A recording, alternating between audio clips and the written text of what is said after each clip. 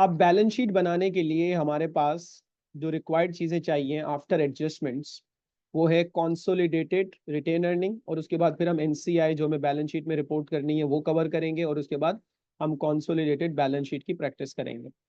तो इस लेक्चर में हम डिस्कस करने जा रहे हैं कॉन्सोलिडेटेड रिटेन अर्निंग कैसे कैलकुलेट की जाती है। तो कॉन्सोलिडेटेड रिटेन अर्निंग सबसे पहले हम बैलेंस शीट डेट के ऊपर या रिपोर्टिंग डेट के ऊपर कैलकुलेट करेंगे।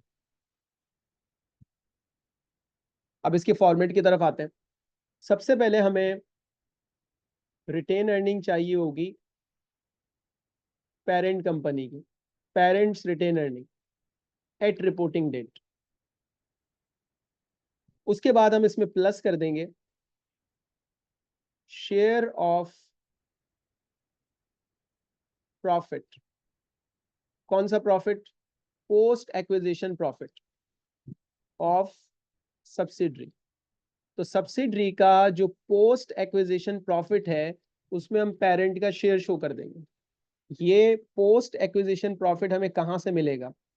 ये हमने नेट एसेट्स के जो दो कॉलम बनाए थे उनका डिफरेंस मिलेगा। उस डिफरेंस के ऊपर हम एक परसेंटेज लगाएंगे पेरेंट की, तो हमारे पास पोस्ट एक्विजिशन प्रॉफिट आ जाएगा। ये दोनों कंबाइन करेंगे तो हमारे पास कॉन्सोलिडेटेड रिजर्व आ जाएंगे रिपोर्टिंग डेट के ऊपर। फिर इसमें से हम जो भी हमने एडजस्टमेंट्स की एंट्रीज पास की होंगी वो इसमें से निकाल देंगे। अगर हमने इम्पेयरमेंट ऑफ गुडविल की एडजस्टमेंट पास की है तो उसमें जो रिटेन अर्निंग डेबिट हो रहा था उसकी वजह से ये अमाउंट यहाँ पर डिडक्ट हो जाएगा। इसी तरह से अगर हमने PURP की एडजस्टमेंट पास की है और वहां पर रिटेन अर्निंग डेबिट हो रहा था तो उसका इफेक्ट भी हम यहाँ से निकाल देंगे। तो जो भी एडजस्टमेंट होगी जहां पर रिटेन अर्निंग डेबिट हो रहा होगा या रिटेन अर्निंग क्रेडिट हो रहा होगा उसको हम यहाँ पर पोस्ट कर देंगे। इसलिए हम एडजस्टमेंट पहले कर रहे थे ताकि हमें पता हो कि एडजस्टमेंट कौन कौन सी है, उसके क्या क्या इफेक्ट हमें यहाँ पर एडजस्ट करने हैं। तो लेट्स एज्यूम दैट कि ये दो एडजस्टमेंट थी। ये हमारा जो बैलेंस होगा कॉन्सोलिडेटेड रिटेन अर्निंग, ये consolidated statement of financial position में इक्विटी साइड के ऊपर क्रेडिट हो जाएगा। अब इसके लिए जरूरी है कि हमें पोस्ट एक्विजिशन प्रॉफिट को करेक्टली हैंडल करना है और सारी एडजस्टमेंट्स को हमें प्रॉपरली हैंडल करना है, क्योंकि अगर हमें पोस्ट एक्विजिशन प्रॉफिट का कॉन्सेप्ट क्लियर नहीं होगा तो हम सही तरीके से कॉन्सोलिडेटेड प्रॉफिट कैलकुलेट नहीं कर सकते। Now let's practice few question. Example, at 1st January 2008 or 20x8, Tom acquired 80% share capital of Jerry for 100,000। सबसे पहले तो हमने डेट ऑफ एक्विजिशन को आइसोलेट किया, एक्विजिशन की परसेंटेज को आइसोलेट किया, पेरेंट कंपनी हाईलाइट की, सब्सिडरी कंपनी हाईलाइट की, and this is the cost of investment. At that date, the share capital of Jerry consisted of 50,000 equity shares।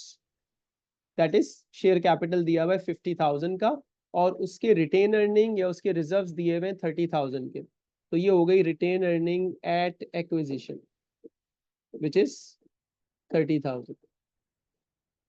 Acquisition हो गई 1st January 20x8 की। Reporting date है 31st December 20x9, क्योंकि हमें 31st December 20x9 पे report करना है group के रिजर्व्स या ग्रुप के कॉन्सोलिडेटेड रिटेन अर्निंग क्या होगी। अब हमें टॉम की रिटेन अर्निंग दी हुई रिपोर्टिंग डेट के ऊपर, पेरेंट कंपनी की और सब्सिडरी की रिटेन अर्निंग दी हुई है। Retained earning at reporting date 50,000। अब हम नेट एसेट्स के दो कॉलम बनाकर डिफरेंस निकालें, रिटेन अर्निंग के एक्विजिशन और रिपोर्टिंग डेट का डिफरेंस निकालें, आंसर वही आएगा। तो रिटेन अर्निंग एट एक्विजिशन 30,000 थी, retained earning at reporting date increase हो गई है, तो इंक्रीज होने का मतलब है ये आ गया पोस्ट एक्विजिशन प्रॉफिट। ये डिक्रीज भी हो सकती थी, उस केस में फिर ये पोस्ट एक्विजिशन लॉस होता। तो अब इस पोस्ट एक्विजिशन प्रॉफिट में पेरेंट का 80% शेयर है और एनसीआई का 20% शेयर है। हमें कंसोलिडेटेड फाइनेंशियल स्टेट पोजीशन के अंदर रिजर्व्स का बैलेंस फाइंड आउट करना है। तो सबसे पहले हमने पेरेंट्स रिजर्व लिए फुल 400,000, उसमें हमने प्लस किया share in post profit of subsidiary. अब वो पोस्ट प्रॉफिट हमने आइडेंटिफाई कर लिया था 20,000, उसमें हमने पेरेंट की परसेंटेज असाइन की, तो ये आ गया हमारे पास 16,000 का बैलेंस। इस सवाल में कोई एडजस्टमेंट नहीं है, तो बैलेंस शीट के अंदर एसओएफपी के अंदर जो कॉन्सोलिडेटेड रिजर्व जाएगा वो हमारा होगा 416000।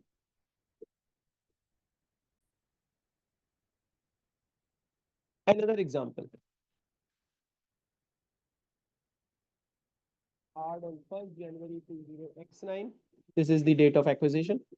When Hard had retained losses of 112,000. इसका मतलब ये हुआ कि रिटेन अर्निंग जो है हमारी एक्विजिशन के ऊपर वो नेगेटिव है at the date of acquisition. तो रियली ने हार्ड के जो शेयर्स एक्वायर किए हैं उस पर हम फिलहाल फोकस कर रहे हैं,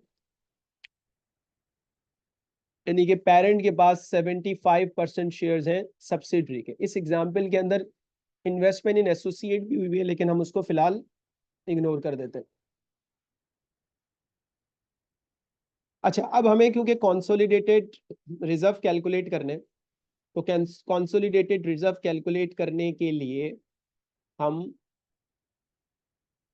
चलते हैं पेरेंट की बैलेंस शीट डेट के ऊपर रिटेन अर्निंग के ऊपर। ये पेरेंट की रिटेन अर्निंग दी हुई है, साथ सब्सिडरी की रिटेन अर्निंग दी हुई है जो कि पॉजिटिव है 1204।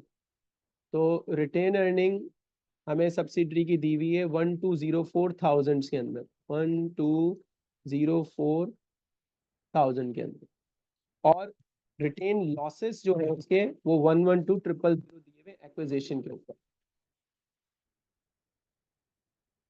कोई एडजस्टमेंट सवाल के अंदर मौजूद नहीं है। अब यहाँ पे जो कंफ्यूजन आएगी वो ये आएगी, जब हम कॉन्सोलिडेटेड रिजर्व की वर्किंग करेंगे रिपोर्टिंग डेट के ऊपर, तो हम पेरेंट के टोटल रिजर्व लेंगे जो कि हमें सवाल में दिए हुए। वर्किंग हम थाउजेंड्स में कर लेते हैं, 2464 वर्किंग थाउजेंड में हो रही है 2464। अब यहाँ पर शेयर इन पोस्ट प्रॉफिट लेना है। अब मसला ये है कि यहाँ पर एक्विजिशन पे लॉसेस हैं और रिपोर्टिंग डेट के ऊपर प्रॉफिट है। अब ये कंफ्यूजन पैदा होगी, तो इसका आसान सा तरीका ये है कि हम क्या करते हैं, रिपोर्टिंग डेट की फिगर लेते हैं 1204, माइनस करते हैं एक्विजिशन की फिगर को, लेकिन एक्विजिशन की फिगर ऑलरेडी माइनस में है, तो इसका मतलब क्या हुआ, इसका मतलब माइनस माइनस प्लस हो जाएगा और ये फिगर बन जाएगी 1204 प्लस 112। इसका मतलब ये हुआ कि पोस्ट एक्विजिशन प्रॉफिट जो बन रहा है वो बन रहा है 1204 प्लस 112, 1316, और इसके ऊपर हम पेरेंट को 75% असाइन कर देंगे 987। तो ये हमारा कॉन्सोलिडेटेड रिजर्व आ जाएगा प्लस 2464 3451। अच्छा, अब इसकी लॉजिक क्या है, अगर कोई क्रॉस चेक करना चाहता है कि जी 987 का जो आंसर आ रहा है इन दोनों की जो फिगर आ रही है ये प्लस क्यों हो रही है, तो देखें 112 का लॉस था, तो पहले ये लॉस रिकवर हुआ होगा, जीरो हुआ होगा। लॉस रिकवर होने का मतलब है इनकम, यानी कि प्रॉफिट, तो प्रॉफिट हुआ होगा इतना,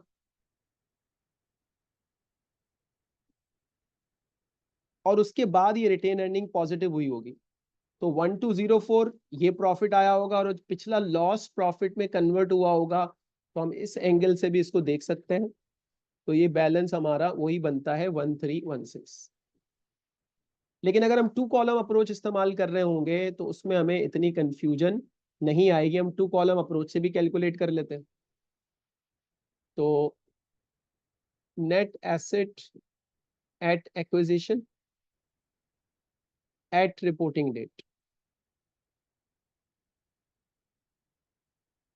सब्सिडरी का हमें शेयर कैपिटल लेना है, सब्सिडरी का शेयर कैपिटल आ रहा है 1680, 1680। रिटेन अर्निंग एट एक्विजिशन जो कि माइनस में है 112, और retained earning at reporting date जो कि पॉजिटिव है 1204। अब हम नेट एसेट एट एक्विजिशन, क्योंकि इसमें कोई एडजस्टमेंट नहीं है, तो 1680 माइनस 112 1568, और 1680 प्लस 1204 इट्स 2884। इन दोनों का डिफरेंस क्या होता है? Post acquisition profit. 2884 माइनस 1568, तो 1316 आ गया हमारा पोस्ट एक्विजिशन प्रॉफिट। तो जो भी मेथड हम अडॉप्ट करेंगे, आंसर पे हमारा कोई फर्क नहीं पड़ेगा, बस हमें केयरफुली लॉसेस को चेक करना है। अब जैसे इस सवाल में एक्विजिशन के ऊपर लॉस आया, तो यहां हो सकता है किसी अगले सवाल में एक्विजिशन के ऊपर प्रॉफिट हो और रिपोर्टिंग डेट के ऊपर लॉस हो, तो उसको भी हम अकॉर्डिंगली मैनेज कर सकते हैं। किसी भी तरीके से हमारा एजेंडा है पोस्ट एक्विजिशन प्रॉफिट निकालना या पोस्ट एक्विजिशन लॉस निकालना। प्रॉफिट होगा तो उस पोस्ट एक्विजिशन, लॉस होगा तो अपना डिडक्ट कर देंगे।